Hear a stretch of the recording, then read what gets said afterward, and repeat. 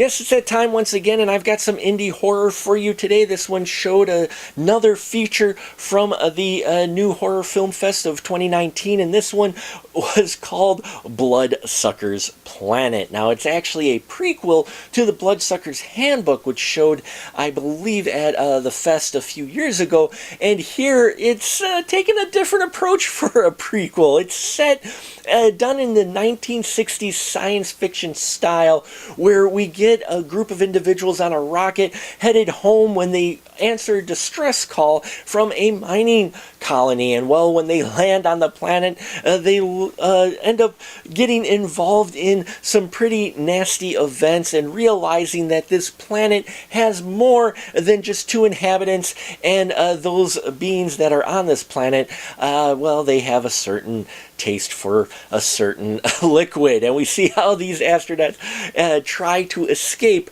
Bloodsucker's planet. I loved the special effects in this film. It's going for that 1960s science fiction style without slapping you in the face with the 1960s, saying, hey, look at us. No, they started up like just a normal type of film from that era, and I really loved that. The rocket especially, and the special effects and miniatures that they had in here felt like it was ripped right from that era, and even the colorization that they did of this film felt like it was from that era. So they really do an excellent job of capturing the spirit and putting you in one of those films from the 1960s, those sci-fi films. I mean, some of the sets, they put some really great thought into it. They're like the Art Deco type stuff, and there's also some minimalistic stuff as well. They get away with some very creative lighting so that they can don't need to dress the set that complicated, but you got enough there to get the idea across that they're in a space station or they're in a spaceship.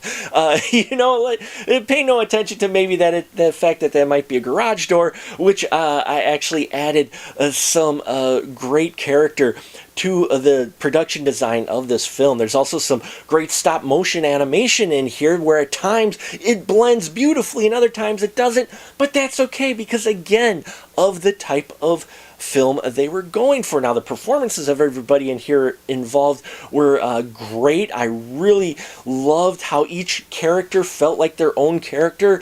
You know, they didn't feel all the same. They each had something to do as well, which doesn't always happen when you have a movie that has multiple characters like this, but everybody has a purpose. Everybody gets their chance to get their scenes, and they're doing something. They're not just standing by the sidelines. So there's some very creative writing there. My favorite character, though, still has got to be Adriana, played by Jessica Bell. Her performance is fantastic in here. She reminded me a lot of the Apple character from Turbo Kid. Just the way her character, you could tell she gets into this performance, humorous, touching. It's a character you don't want anything bad to happen. Probably the sweetest character, if you will, personality-wise, out of everybody involved, but she's supposed to be. But yeah, I just loved the Adriana character, especially Adriana character, and I think she steals the show in every scene she's in. You know, they do some great other animations in here as well. For a science fiction film, which is always tough for an indie film, they are very successful in their world building, and it has a very interesting ending to where you don't necessarily need to see the Bloodsucker's Handbook to follow everything that's going on, although there is a post-credit sequence that, if you've seen the Bloodsucker's Handbook, may make a little more sense to you. So, great everything involved for what they were trying to accomplish. It clips along nicely, no pacing issues here, and I highly recommend Bloodsucker's Planet. It should be seen by more people. It shows you what indie filmmakers can do out there with just a little bit of money. And yeah, if you've seen this film, please leave your comments down below. I'd love to hear your thoughts on this interesting sci-fi indie horror comedy.